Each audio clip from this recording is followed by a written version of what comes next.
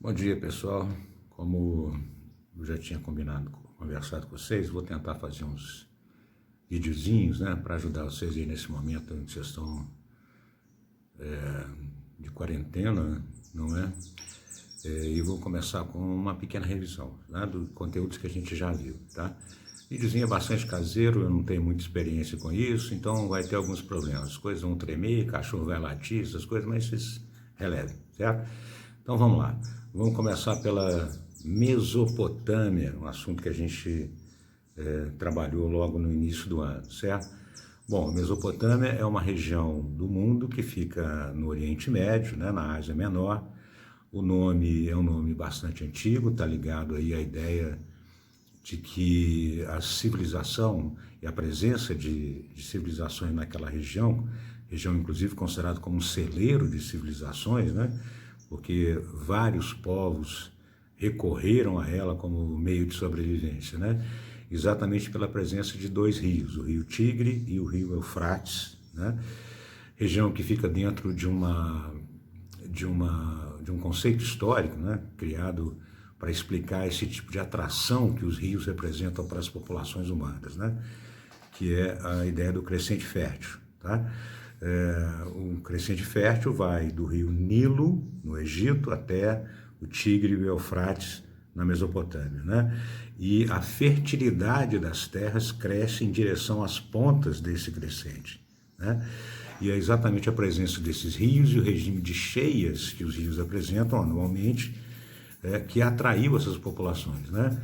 O rio enche e deposita sobre as margens humus, ou seja, matéria orgânica que o rio carrega, e é esse humus que fertiliza as terras, né? Tornando viável a sedentarização humana nessas regiões. Ali na Mesopotâmia nós tivemos desenvolvimento de diversas civilizações, assírios, caldeus, babilônios, né? Uma série de povos, né? Que construíram civilizações muito características, né? A primeira grande característica, além da ideia da civilização hidráulica, né? Ou seja, a grande dependência para com o rio, uma outra questão importante é a forma de organização dessa sociedade, né? A grande dependência com o rio fez com que elas desenvolvessem estruturas estatais muito fortes, né? O rei era considerado um representante dos deuses na terra, né? São regiões de religião politeísta, né? E o rei representava aí aquela organização ou o elemento em torno do qual a organização social se efetivava, né? O trabalho era coletivo, não havia propriedade privada das terras, né? Consideradas dádivas dos deuses, né? Então era preciso organizar essa sociedade de uma maneira bastante competente, né? Para que se pudesse explorar os recursos da cheia dos rios, né? Então o trabalho era coletivo, a grande maioria da população era composta por camponeses que cultivavam essas terras durante o período possível, né?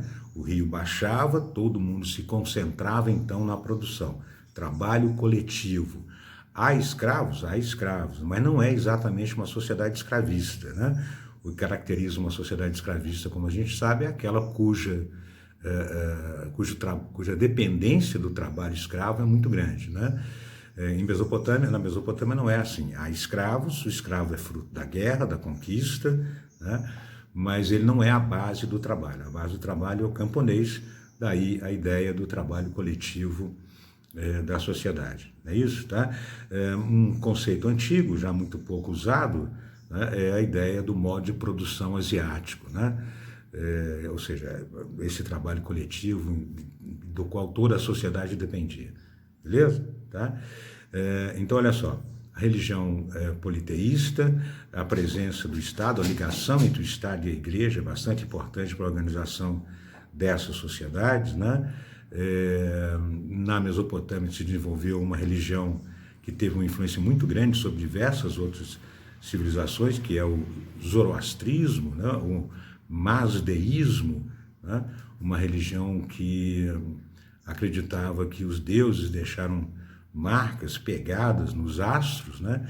E que era possível então você ler, né, essas mensagens dos deuses para saber se você estava fazendo as coisas corretas ou não. na verdade, tá? Não é um conteúdo muito comum no Enem, não aparece com muita frequência, né? Mas ele é bastante interessante, porque nós vamos ver outras sociedades semelhantes, como no Egito Antigo, por exemplo, né? Que tem as suas características semelhantes e, evidentemente, suas diferenças, como a gente vai tentar ressaltar.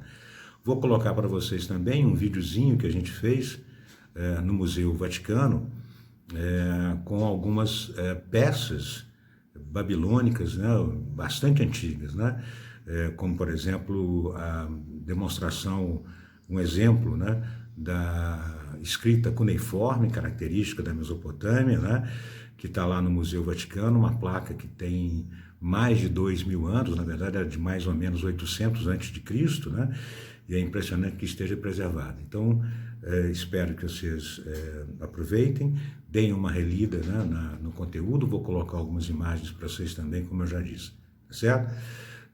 Depois me digam se o videozinho está ajudando ou não vocês e o que eu posso melhorar. Valeu? Grande abraço para vocês e boa quarentena. Tchau.